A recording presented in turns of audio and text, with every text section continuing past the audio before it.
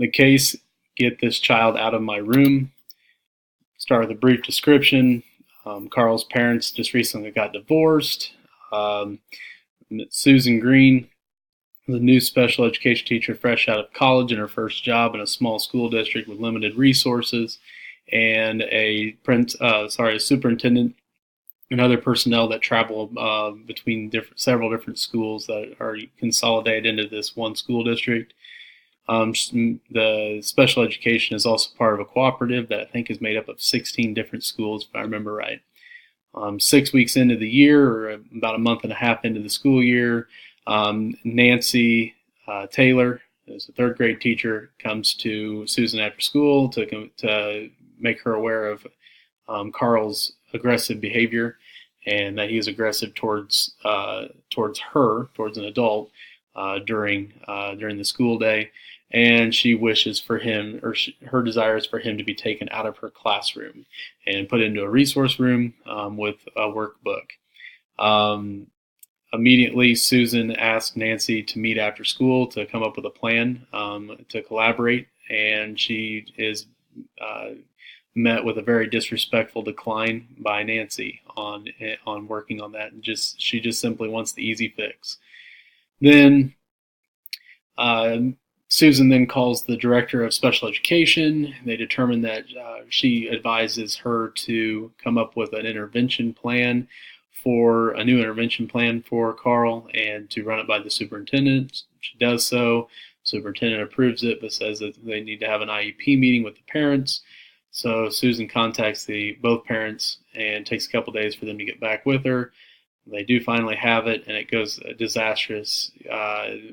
Mr. Hughes is more focused on his job and not really engaged at all in his children or his children's education. Mrs. Hughes is overwhelmed, overworked, and seems to be more concerned with trying to take jabs and show bitterness toward Mr. Hughes. And then, to top things off, Nancy is disrespectful one more time to Susan in the fact that she did not like the plan. What I know, Carl's been diagnosed with a behavior disorder prior to this, but never been aggressive.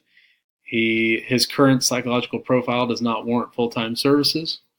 His outbursts are out of the blue, so it doesn't seem that he to be in control of them. It's not provoked. His intervention system has all necessary signatures needed to be implemented, so it can be implemented immediately and should be. We also know that Carl is that Carl's mom is working long hours and Dad's not very involved, and that Carl has an older sister and older brother that are in middle school that are receiving services for emotional issues. And then lastly, we know that Nancy is looking for a quick fix, and not what's best for Carl, but instead what's best for her and what's easiest for her. What I need to know is, when was Carl tested? When did he get that psychological profile? Was it prior to or post divorce? And might be interesting to know if it was prior to that, if the divorce, if the psychological profile would come back as needing services or requiring services if he was to be retested. We need to know what his home life was like prior to the divorce and what it is like now, what has changed, what's completely different. I know that it's obvious that his mom and dad are not living in the same house, but what's the overall atmosphere and attitude towards him, being shown towards him in that house compared to what it was?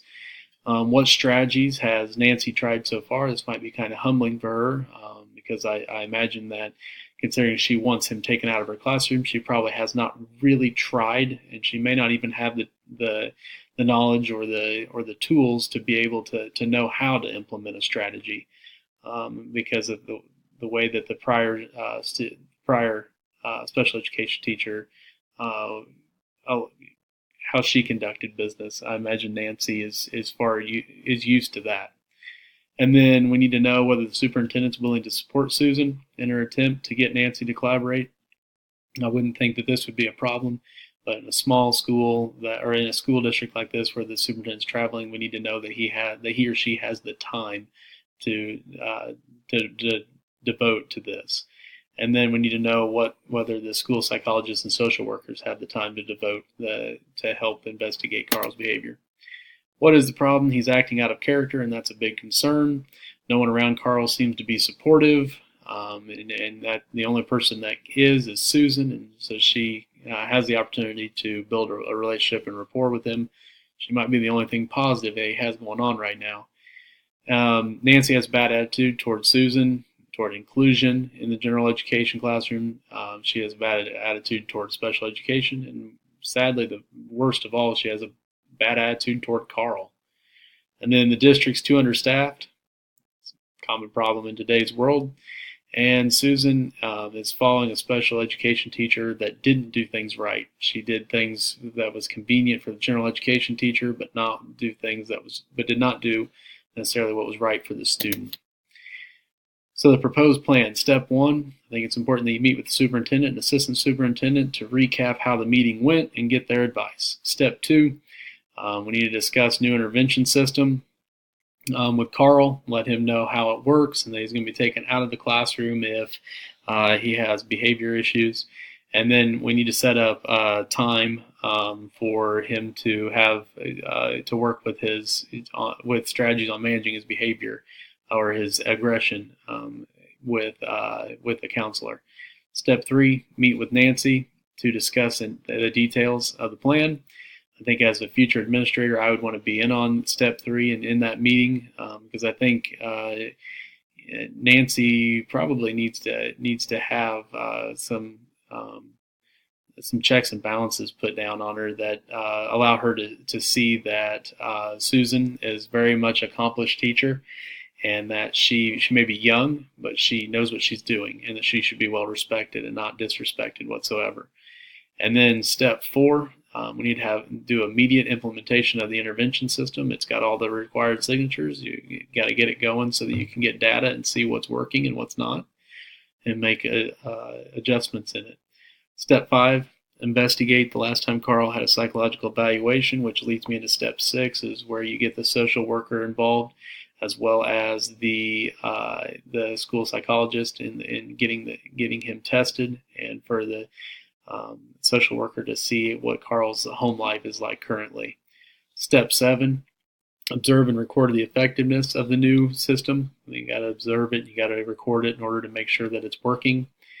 Continue with step eight. I think it's important that the middle school special education teacher that is working with Carl's siblings and Susan work together to help find a solution for this family. Some strength in numbers there. Step nine, meet with Mr. and Miss Hughes separately, not together. Didn't work. It never will work with recently divorced couples. And then meet with them separately to discuss the testing results, the counseling options that they have available for not only their kids but also for them, and to observe the new system, the observations of the new system that Carl has been using. And then step 10, alter Carl's IEP if it's determined that he is being underserved. To resolve the issue, what's best for the students, what's best for the general education students in Miss Taylor's third grade class is for the aggression to not be allowed to continue to go on in the classroom. It's not safe for them. That what's best for Carl is that he gets the support that he needs, and right now he isn't getting support from very many people. So Susan needs to be building a relationship, a rapport, and respect with him in hopes of being able to provide him with what he needs and what's best for him. He needs to be reevaluated. He needs the counseling session. He absolutely, his parents probably need the counseling session, and siblings as well. And then Carl specifically needs consistent and fair implementation. There's got to be some consistency in a life that's pretty hectic right now. And then lastly, probably the most important is he needs to be shown love and compassion because he's not getting it anywhere else. Since the divorce, it doesn't seem like they have time for him. These are some of my the debrief of the problem. This is what this column here is what I was thinking. I'll explain this one here. Divorce is an all too common occurrence in today's world is one thing I was thinking. It's a sad reality that a lot of our students are being raised in broken homes that are dysfunctional. And it's an unfortunate change in society over the last few generations. And then what I was feeling a lot of sadness for Carl and his siblings. It's not their fault that they're in this situation, and probably not all of their parents' fault either. Blame can't really be put on one person. But unfortunately, these are some innocent bystanders that are getting affected in a negative way by this whole situation. And then I really think that what's best for the student is always best for everyone. That includes what's best for the student is best for the teachers, best for the administrators, best for the parents, best for the community, best for other general education students. Always what's best for the student, whether it be accommodations or new strategies or implementation of a behavior management plan in this example. And that's a repeat. Okay, so category 5, reflection. So how did I promote academic success of every student? Okay, students deserve the least restrictive environment to learn, and any accommodation that's realistic should be made. And the best place for the student is the general education classroom if it's possible. Next, the other students in Ms. Taylor's class will be, through the use of this behavior management strategy or this plan, they will receive a better environment that's more suited for learning. Carl will be given the opportunities to learn how to manage his anger and his behavior better through this counseling session, through multiple counseling sessions. Sorry, and then last, it's a student's home life has a huge effect on their academic life, and I think that this plan does a good job of addressing what the family, not only the kids, but also the parents need in the terms of counseling. And then, how do I promote the well-being of every student? Carl's changed recently, and for his personal well-being, he needs to be shown love and compassion by his classroom and special education teachers. He's not receiving it at home, and so I think this plan does have the opportunity to build rapport, to build a relationship, and build some positivity and some good role models for Carl. And then secondly, it also gives him the tools that he would need to be able to release some of that anger and that frustration that I'm sure he's spilling over from his home life.